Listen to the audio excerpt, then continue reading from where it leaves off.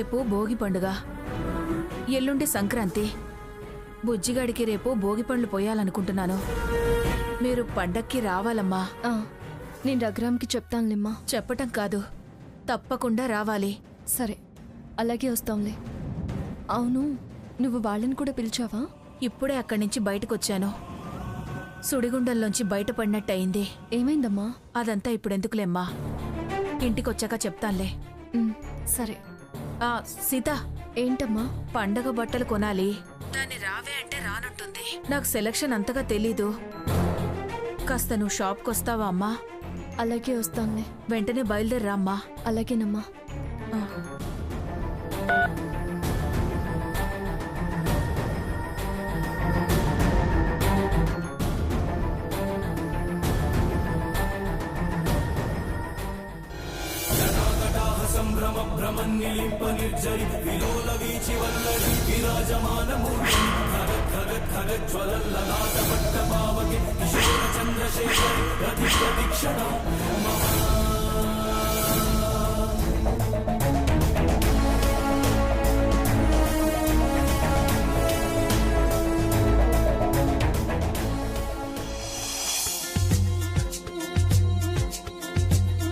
ఏం కావాలండి? చుడీదార్స్ చూపించండి. ఏ రేంజ్ లో చూపించమంటారు? హై రేంజ్ లో ఉండాలి.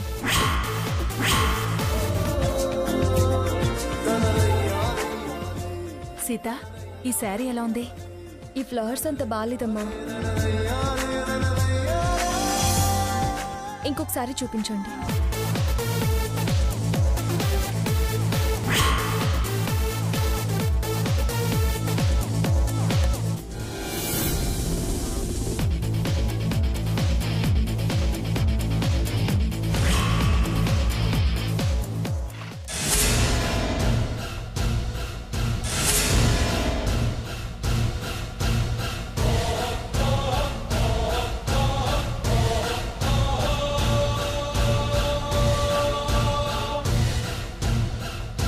సీత,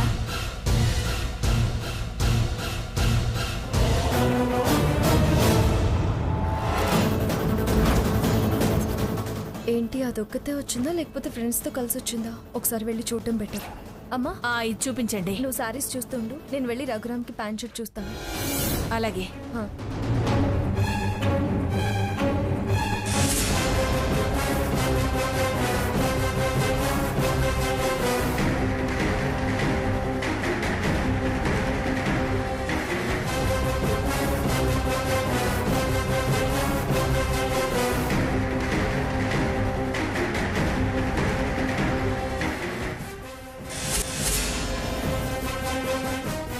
స్వర్ణ, నాకివి నచ్చాయి. నా కార్డు ఏమో ఇంట్లో మర్చిపోయాను. 10,000 కావాలి స్వర్ణ, నీ కార్డు ఇవ్వవా? దాందే ఉంది, తీసుకోవే.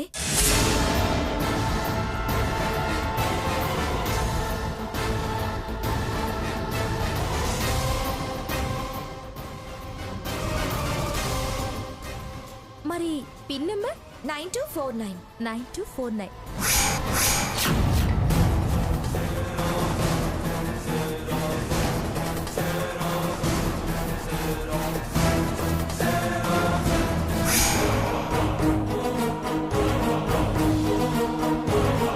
వీటికి మొత్తం బిల్ చేయండి. అలాగేనండి. ఇదిగోండి కార్డ్. పిన్ నెంబర్ అండి? 9249. ఓకేనండి.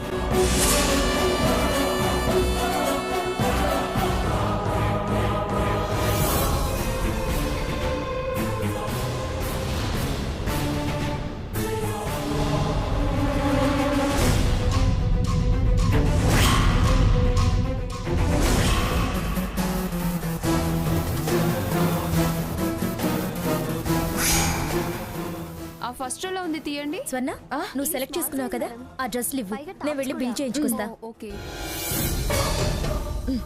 ఇదిగో ఈ 4. ఓకే.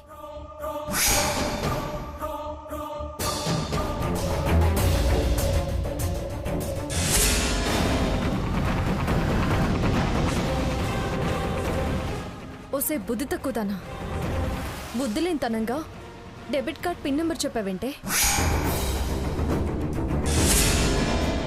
అది ఇది కలిసి డజన్ డ్రెస్సెస్ కొన్నారు. నీకే సున్నం రాశారు. సున్నము రాయలేదు, కాసు రాయలేదు. అయినా నీ కళ్ళెందుకు ఎరుపెక్కుతున్నాయి? అది కాదే, కార్డు గీకి నిన్ను శాంతం దోచేశారు. వాళ్ళేం దోచలేదు, నేనే డ్రెస్సులు తీసిచ్చా.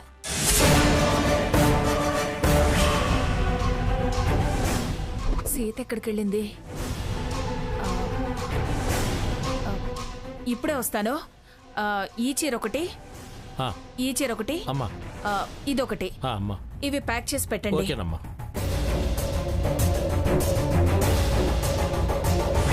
అయినా మేం ఫ్రెండ్స్, ఒకళ్ళకొకళ్ళం డ్రెస్సులు తీస్తాం. మీలా డబ్బులు లెక్కేసుకునే చీప్ మెంటాలిటీ మాకు లేదు. రూపాయి గీసి చూసుకునే నీకేంటి మధ్యలో? ఒసేయ్, లక్షలుండొచ్చు గాని ఇలా లక్ష్యం లేకపోతే లక్ష్మిదే ఉండదే. ఆహా, లక్ష పెట్టి నీ దగ్గర వీరి దగ్గర ఎన్ని లక్షలు కోట్లు ఉన్నాయో. రాత గీత సరిగ్గా ఉండాలి, అప్పుడే లక్ష్మీదేవి ఉండేది. దరిద్రులు ఎంత లక్ష్య పెట్టినా పస్తులే కాని ఆస్తులు పోగవవు. ఒసేయ్, పొగరు పట్టి వాగుతున్నావే. డబ్బుని డబ్బులా ఖర్చు చేయాలి, లేకపోతే కొండంత ఆస్తులున్నా కరిగిపోతాయి. ఇలా ఎక్కడ పిదపతనం ప్రదర్శిస్తారనే నేను మీతో షాప్కి రానంది. వెతుక్కొని మరీ వచ్చారు. వంక చూసుకొని పంచాయతీ మొదలు పెట్టారు. వీళ్ళు నా ఫ్రెండ్స్, నేనే ఈ బట్టలన్నీ కొనిస్తున్నాను. చాలా దర్జా చూసి డ్రెస్సులు ఖరీదు చూసి ఓర్వలేక వాళ్ల మీద నిందలు వేయాలని చూడద్దు. వెళ్ళండి, వెళ్ళి మీ రేషన్ చీరలు మీ రేట్లలో కొనుక్కోండి. కళ్ళు తెరుచుకుంటాయని చెప్తే కళ్ళు మూసుకుపోయి మాట్లాడుతున్నావే. మరి అంతగా ముదరొద్దు, అది నీకు మంచిది కాదు. ఎదగలేనోళ్ళు ఎదుగుదల మంచిది కాదు అంటారు. అరోరా, రమ్య, ఇంకో 4 డ్రెస్సులు వేరే చోటు కొనుక్కుందాం.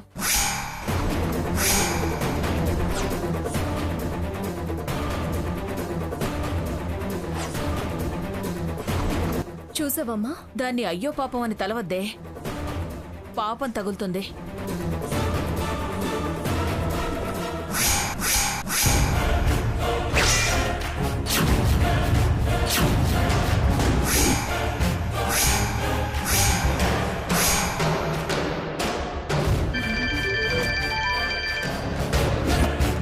అమ్మా, నువ్వు వెళ్ళి చూస్తుండు, నేను ఇప్పుడే వస్తాను.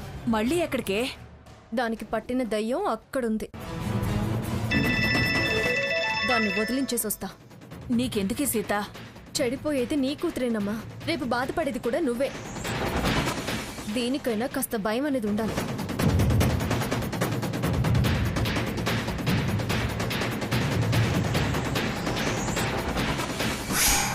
మీకెందుకు భాగీరథి దేవి గారు?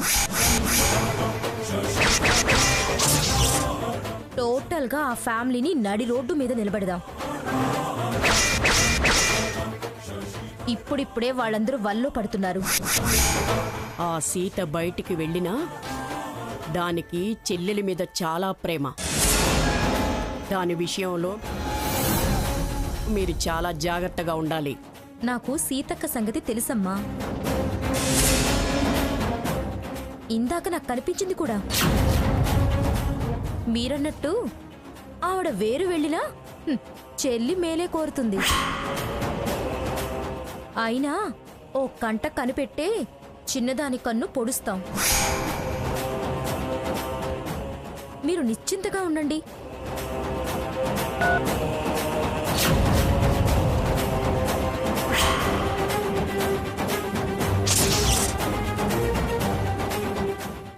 దీన్ని వదలొద్దు, ఎలాగైనా దీని స్వర్ణకి దూరం చేయాలి. నేను బయటపడద్దు.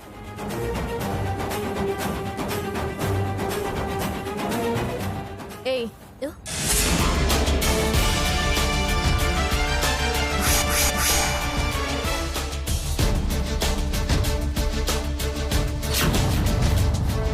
ఏంటే ఇంకా కాలేదా షాపింగ్లు? కార్డు ఊపుతూ తిరుగుతున్నావు.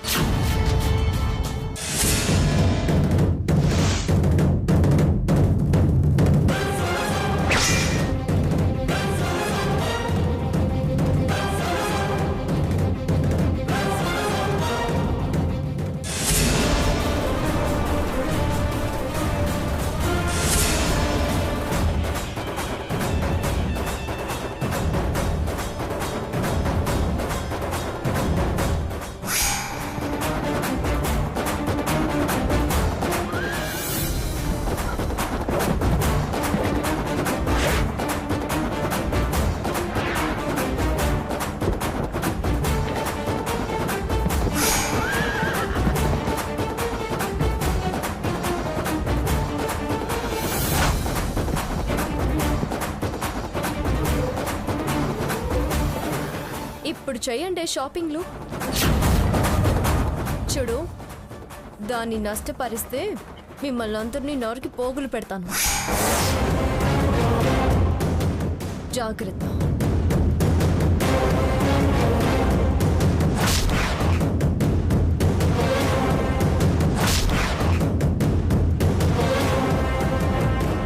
స్వర్ణ, స్వర్ణ,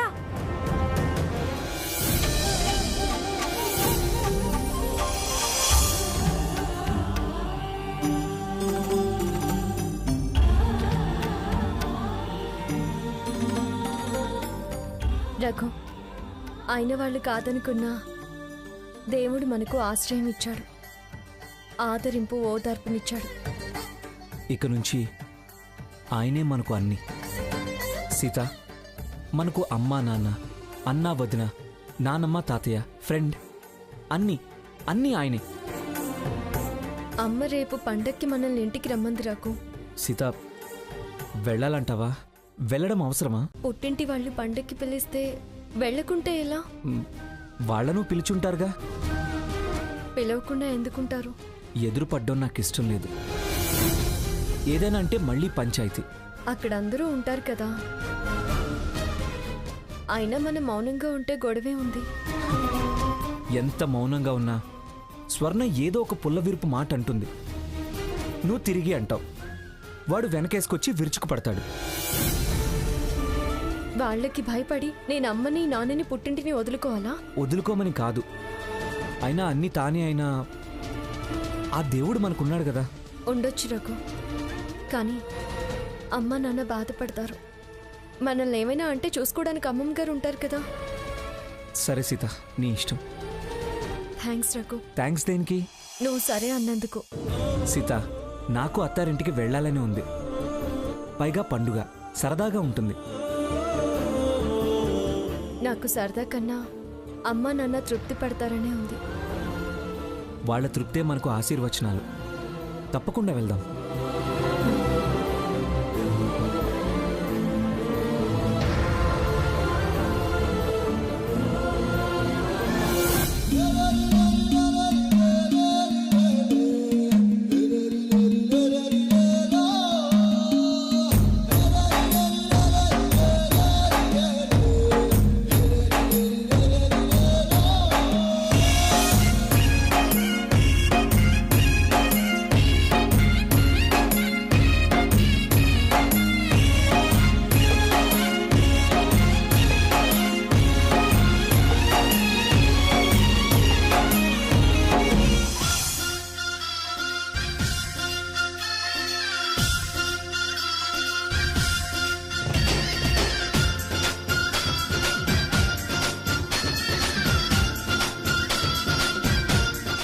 ఏమండి, ఈ పిల్లలు ఇంకా రాలేదేంటండి?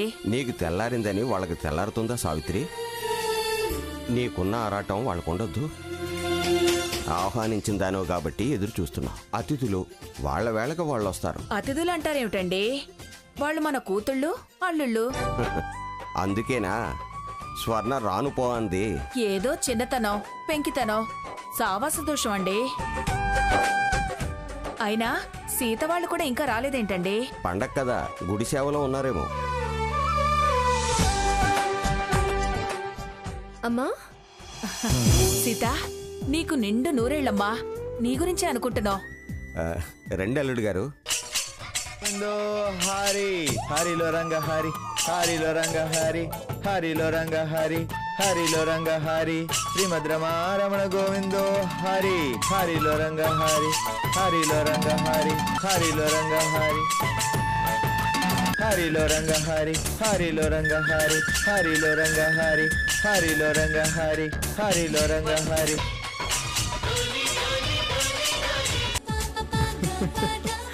ఏంటి రఘు అలా నవ్వుతున్నావు? హరిలో రంగ హరి హరిలో రంగ హరి హరిలో రంగ హరి శ్రీమద్ రమణ గోవిందో హరి. సీత, ఈ ముగ్గులు గొబ్బెమ్మలు చూడగానే అలా ఫ్లాష్ బ్యాక్ లోకి వెళ్ళా. నీ కోపం, అత్తయ్య గారి తిట్లు అన్నీ గుర్తొస్తున్నాయి. అవి తప్ప ఇంకేం గుర్తు రావట్లేదా? రాకే స్కూటీ రిపేర్ నుంచి, గుళ్ళో గులాబీ నుంచి అన్నీ గుర్తొస్తున్నాయి.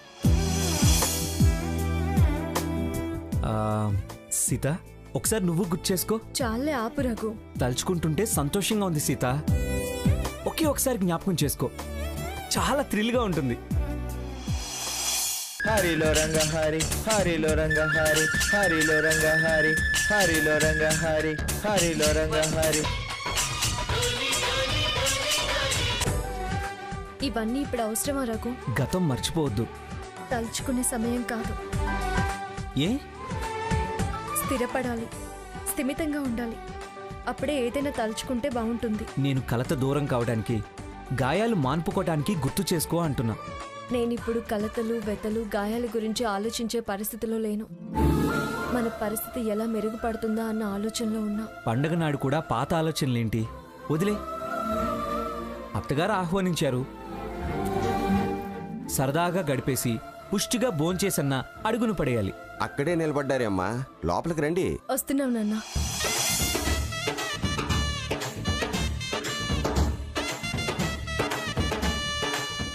అదేంటండి, కొడుకులాంటి అల్లుణ్ణి నేనొచ్చాక కూడా మీరు కష్టపడ్డమేంటి మాస్టారు? తప్పకుండా నేను కడతాను. నీ మాటే పండగ తీసుకొచ్చిందయ్యా. ఒక్కసారిగా మనసుకి ఎంత హాయిగా అనిపించిందో. తృప్తిగా ఉంది అల్లుడు గారు. సీతని చేతుల్లో పెట్టి అప్పగించలేదు కానీ అప్పుడు అలా చేసుంటే నువ్వేవనేవాడివో తెలుసు అనిపిస్తుంది. ఏంటి మామయ్య గారు ఇది? ఒక్క సిరా చుక్క 1,00,000 మెదళ్లను కదిలిస్తుంది అని కాళోజీ అన్నట్టు ఒక్క మాట నాలాంటి తండ్రులకు ఎంతో ధైర్యాన్ని కలిగిస్తుంది. నా గుండెల మీద ఆడించి పెంచిన నా కూతుర్ని నీ గుండెల్లో పెట్టుకుని చూసుకుంటానన్నవాడివి నువ్వు. ఇవాళ మమ్మల్ని గుండెల్లో పెట్టుకున్నంత మాట అన్నావు. నాన్న ప్లీజ్ ఎమోషనల్ అవ్వకండి. ఏమండి, కాఫీ తీసుకోండి. వద్దు సావిత్రి, తీపి తిన్నట్టుంది. ఆ కాఫీ చేదు అల్లుడి గారి తీపిని విరిచేస్తుంది. కాస్త పంచదార ఎక్కువ వేసుకొని తాగండి. మావయ్య, మీరు ఎంతో పెద్దవారు అనుకున్నాను, కానీ మరీ ఇంత చిన్నపిల్లాడని నాకు తెలీదు.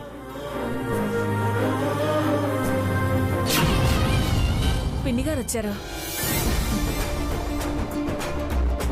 స్వర్ణ, రామ్మా. బాబాయ్ గారు రండి. నమస్కారం రా, అత్తయ్య రా, గారు. రా, రా. బుజ్జి కన్నా. నమస్కారం మావయ్య గారు. రా. నమస్కారం అండి. నమస్కారం. ఏంటి నాన్నా, ఎంత ముద్దొస్తున్నాడో. ఏంటి, వీళ్ళని కూడా పిలిచావా?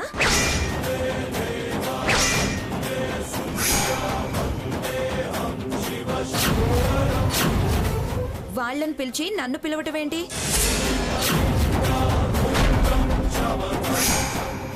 వాళ్ళకి మాకు ఉన్న సత్సంబంధాలు తెలీదా?